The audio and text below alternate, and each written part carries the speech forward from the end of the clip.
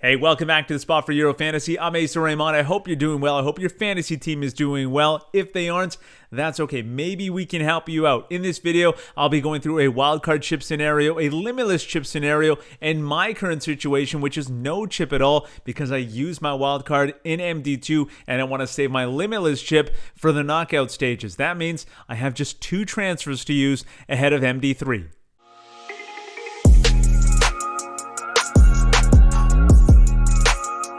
Okay, there's a lot to get to in this video, and I know you're excited about the Limitless lineup and the Wildcard lineup, so we'll keep this short. Please subscribe to the channel if you haven't done so already, and like these videos. If you're new to this channel, go back and check out some of the old videos and give those a like as well. Okay, a lot of people have been asking me, why am I hanging on to that Limitless chip? Why didn't I use it in MD2? Why am I not using it in MD3? Well, I think it's a great opportunity to use it in the quarterfinal stage or the semifinal stage when I have no budget and I can have more players from a single country, so I can get the best players from the best teams and not worry about that cap. Yes, there's a bit of a concern that I'll be losing players in the knockout rounds when the lineup reverts to its original form previous to using that Limitless chip, but it's fantasy. It's supposed to be fun, and I don't have to worry about that now. That's a problem for another day. Right now, I've got to figure out what to do for MD3, where I have just 2 transfers.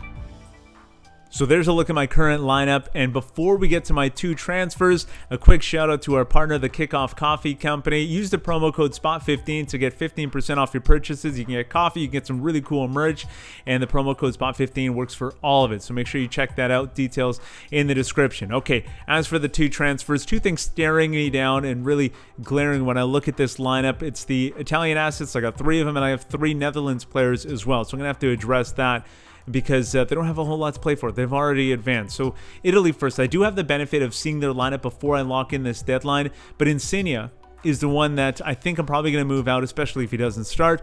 8.5 million euros for Insigne, so I have a little bit of money to work with as well. I think I can get a pretty good player for 8.5 million euros. Now, the team that really impressed me at the end of Matchday 2, obviously Germany against Portugal. So some good options for Germany that I'm going to consider here. Yes, a little bit more expensive in Gnabry and Kai Havertz at 9.5 and 9 million euros, but both quality players, and that matchup against Hungary, very enticing. They have an opportunity to score quite a few goals, and I anticipate that they will be fairly aggressive in that match. So I'm going to go with Havertz for the time being. So the other team, obviously, that I'm looking at, as I mentioned before, the Netherlands. I've got Jorginho Wijnaldum at 8 million euros in the midfield, selected by 12%. Memphis Depay at 10 million euros. I could definitely save some money there, 22% selected. And then Denzel Dumfries, 5.5 million euros, 12% selected. So 3 options there. Let's go with Wijnaldum for the time being, though.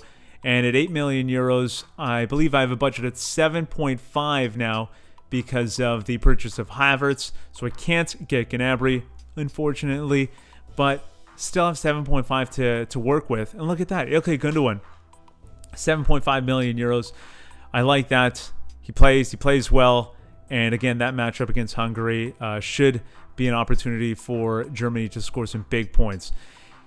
If I don't want to go that route, and I see that maybe Insigne is in the lineup, or Spinazzola maybe is out of the lineup. Yeah, let's go that way. If Spinazzola is not in the lineup, and I can see that prior to kickoff, there's another player that really stood out. I'm not alone in mentioning him for Germany as well, and a great match against Portugal, and that is the defender Robin Gosens.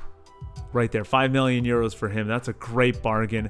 Have to go with him. And I love the look of that lineup. So now I have Havertz and Gosens and Wijnaldum. Hopefully he plays. If he doesn't, I'll have to use the assets on the bench. I have 2 French assets on the bench in Benzema and Paul Pogba that you can't see. So I anticipate that they will play in a meaningful match in match day 3 as well. In case Insigne starts, I can move Wijnaldum out, and I probably will do that. He's the one that I have the most question marks. I believe that they will rest him, but it's totally up in the air. He is a player that Frank de Boer trusts, so he's used him a lot. And if I do end up going a different direction and pulling Wijnaldum out, look at that. 8.5 million euros to spend, and Yarmolenko is there, and I think that's a great pickup. I'll probably use him in some of the other teams. 8.5 million euros for the Ukrainian midfielder going up against Austria. An excellent matchup, an opportunity for him to score some good points. That takes me right to the limit of my budget, and I'm okay with that. I have some options, so I'm not locking anything in yet. I'm going to wait and see how Italy lines up and then make my moves accordingly. Okay, now the fun begins with the wildcard team. We have a clean slate, but we do have a budget to consider, so we want to find informed players that are good value. Patrick Schick is definitely that. 8.2 million euros for the forward, 19 points through 2 matches. Yarmolenko, really good value as well. So let's start with those 2 players, and then let's get Yaremchuk, 7.1 million euros for the forward, 15 points through 2 matches. Just below him, Spinazzola, staring me down, one of my favorites in this tournament so far. And we have the benefit of knowing Italy's lineup before we lock in this wildcard team. So that's part of the reason why I'm going to insert him into the lineup. I can always pivot on, I can always move him out if he isn't playing that match. Having a quick look to see if anyone else is standing out to me. Not seeing it, so let's just go through each position group now. We're going to start with the goalkeeper and then work our way up the pitch. Hradecki is definitely value. The Finnish goalkeeper, 4.2 million euros, but I don't like that matchup against Belgium. Even though Belgium's not going to be going after that game, they still have too much talent, too much firepower, so I'm going to stay away from that for the time being. Thibaut Courtois on the other side, pretty good pick, but a little too rich for my blood. Martin Stecklenburg, very good value, 4.5 million euros for the Dutch goalkeeper. So let's start with him, and let's add the Russian goalkeeper Stefanov at 4 million euros. Very good value going up against Denmark. Let's test that out and see if we can go with those 2 goalkeepers. And one thing we have to consider, we have to think about with our goalkeepers in particular, but really every position group, is when they're playing. Are they playing on the same day? Because we don't want our goalkeepers playing on the same day. So Stecklenburg is playing on June 21st, and Stefanov is playing on June 21st as well. We don't want that, so one of those goalkeepers has to go. And again, you don't want to have goalkeepers playing on the same day because you want to be able to pivot if one doesn't pick up a clean sheet. So I'm going to go for value here. And I'm going to go with the cheaper Stefanov, and Martin Stecklenburg is going to be the man that I replace. I'm going to see if I can spend that 0.5 million euros elsewhere. A quick look around to see who I can get for the best price. Kalashi played really well, but I'm not going to trust him. I think that he's going to allow a few goals. So Unai Simon of Spain, 5 million euros, 6 points so far. Let's go with him. And we have to, again, confirm that he's not playing on the same day. So we're doing that there, June 23rd. And a good matchup as well, going up against Slovakia. So, and a game that Spain needs. Okay, Alexander Zinchenko, the defender, is a player that I've had from the very beginning, and I want to keep him in the lineup. He hasn't performed, he hasn't produced yet, but I love the upside. He's not playing as a defender, so he's playing in front of the back line. So an opportunity to help in the attack. Other defenders I'm looking to add, let's see. We have Spinazzola already, and we have Zinchenko, so let's look for value. Sweden's Lindelof. Sweden's coming off back-to-back clean sheets, actually. 5.5 million euros for the defender, 12 points so far, and I like that. Why not? They're going to play defensively going into that last match, and an opportunity for them to pick up another clean sheet. Going up against Poland won't be easy, but they've proven that they can defend their goal, haven't allowed a goal so far, so why not pick up on that trend? Is there anyone else that's standing out here? A little bit trickier, especially with the top teams potentially rotating. One team that won't be rotating, though, is Scotland. They'll be going after their match, and we saw him there briefly. There he is, Andy Robertson, Scotland going up against Croatia. He hasn't really come through the way people would have liked so far, but that's a game that they need. They will be aggressive, I think, in that match, especially coming off that draw against England. Feeling pretty confident now as well after that match. So I'm hopeful that Andy Robertson's going to get involved in the attack a little bit more. All right, let's move up to the midfield now. And Mason Mount, first of all, 29% selected, 7 million euros. The value is the reason why people have him. And he's been pretty consistent for England. Unfortunately, hasn't been involved as much as his fans would have liked in the attack. So let's see what we can do as a replacement for Mason Mount. And Emil Forsberg at 7.5 million euros. I think it's great value. He's finally coming through for Sweden, so let's slot him in there. And he takes pens, right? So that's always a benefit, although not necessarily in this tournament. Ivan Perisic, 8.5 million euros. Really like him, even though he's going up against Andy Robertson. It's for Scotland. Some other options here: Calvin Phillips, not involved in the attack enough, more of a defensive player. So Xherdan Shaqiri, 7 million euros, really like that. Going up against Turkey, who have not been good, really disappointing so far in this tournament. And if Turkey mails it in, again, the way they have in moments of their matches, the first 2 matches, I think Shaqiri has an opportunity to score. He doesn't play the full match. He usually comes off before the 80-minute mark, but that should be enough time for Shaqiri to pick up a point, pick up an assist or something. And then we're going to Germany. That's where I like to shop right now because they are on fire. So let's see who we can add from Germany. Kai Havertz, one of my favorites now, after that performance against Portugal. Serge Gnabry obviously be great to add to this lineup as well. So they're not cheap, 9 million and 9.5 million euros, but I do think they're worth it. So we have 8 million to work with now if I add those 2 players. And it's just a forward spot that's left. So the forward on the bench, 8 million to work with. Can't get Immobile, but I don't think he'll play. Lukaku probably won't play either, out of our budget anyway. But Poulsen will play against Russia. Yes, he's going against my keeper that I have, but can't worry about that. 8 million euros for the forward. I think that's pretty good value. He's been productive recently, so let's go with that. And that lineup looks pretty good. Yarmolenko, Forsberg, Shaqiri, Havertz through the midfield, and Gnabry on the bench as the 5th midfielder. Really like that group. Schick, Yaremchuk up top. Can't argue with that. And Poulsen to potentially come in off the bench as well. So some options there. Don't mind this lineup, and I will reveal these lineups. You can see the full lineup because I know you can't see the bench right now, so you can check those out on the social channels on Twitter and on Instagram. So make sure you follow those, and the links are in the description.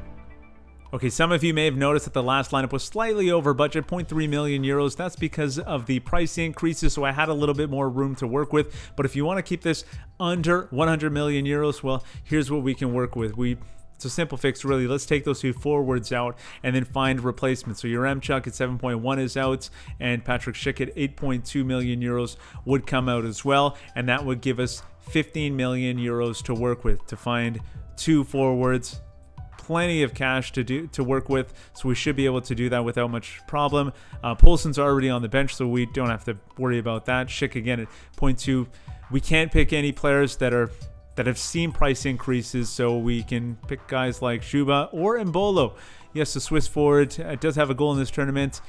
8 million euros is pretty good, so now we have 7 to work with, and we have some pretty good options here. And I'm trying not to let their price tags influence me too much because Daniel Malin's a good example. He may play, he may start for the Netherlands, even though he's 6 million euros. Could be a sneaky pick. Some other pretty good options are as well. Teemu Pukki, 7 million euros for the forward, but Belgium, I think that's going to be a tough match for them, even though they have an opportunity to advance with a positive result. So that could be interesting. Yilmaz too expensive. Rebic or Shea Adams is interesting. 7 million euros, 6.5 million euros. I like those 2, and they're going up against each other. So I'm considering one of those 2. Let's see if there's anyone else that we should pick up. Not really.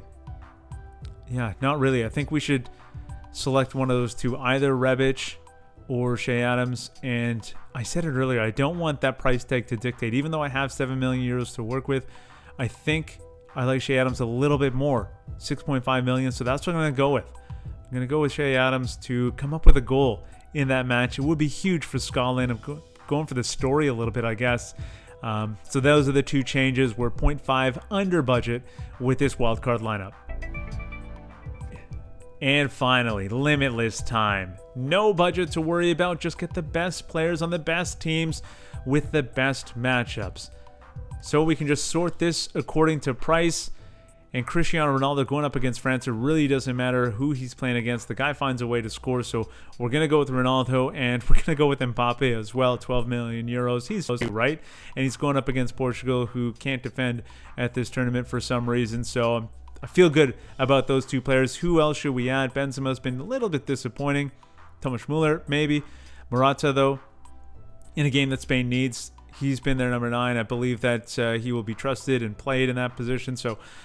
And he scored, so I like that. Some confidence going into match day 3. Kevin De Bruyne, the midfielder, and Bruno Fernandes, those are the 2 most expensive midfielders. Let's do it. Why not? Yeah, let's get Fernandes, and then let's start seeing who else we can add to the lineup.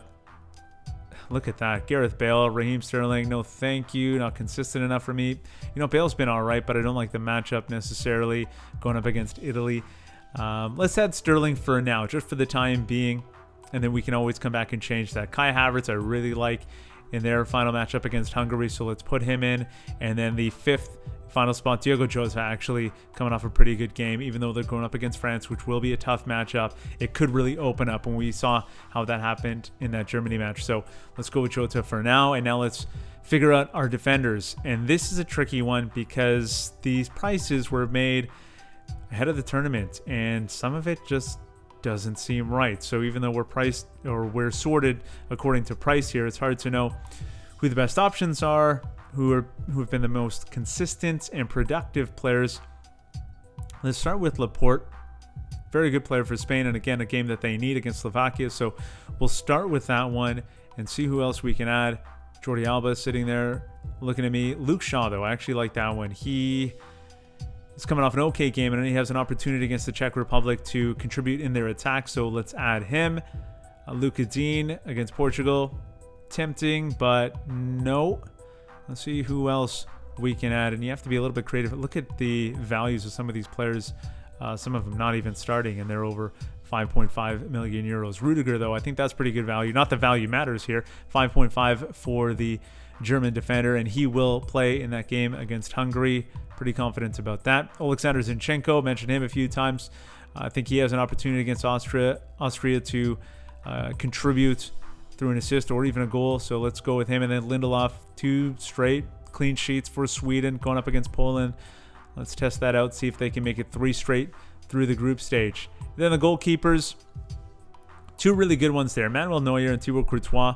Neuer, the obvious pick, but I might want to add a German player elsewhere in the lineup. So let's go with Courtois for the time being, because I believe he'll play in it. They should dominate that match against Finland. And then to go with him, Pickford's tempting. 5.5. He's been very good. Arguably England's best player at the tournament so far. Jan Sommer against Turkey, though. Really disappointed with the way Turkey's played. Mentioned that before. 5 million euros for Sommer. Let's test that out. And that's what the 15 looks like. But I mentioned I want to add another German asset. And the one that I want to swap out is Sterling. Raheem Sterling at 9.5 million euros. Again, the price tag doesn't match. This is just more about me trusting Southgate and who he's going to throw out there, because he could change things up. So let's switch that out. And I said that I wanted to find another player from Germany, and one that I actually picked earlier is Gnabry. Let's go back to that.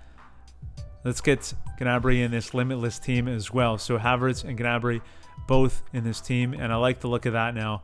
Mbappe, Morata up top, De Bruyne, Fernandes, Gnabry, Havertz in the midfield. That's the Limitless team. Whew, that was this show. Hope you enjoyed it. If you did, give it a like. Make sure you subscribe to the channel as well. Thank you so much for your support. We've picked up a lot of new viewers over the last couple of weeks, so I thank you. And make sure you check out the old videos as well. Give them a like. Go through the whole catalog. Check it all out. Enjoy the rest of your week, your weekend, whatever you're doing. Do it safely. Thanks so much for hanging out at the spot.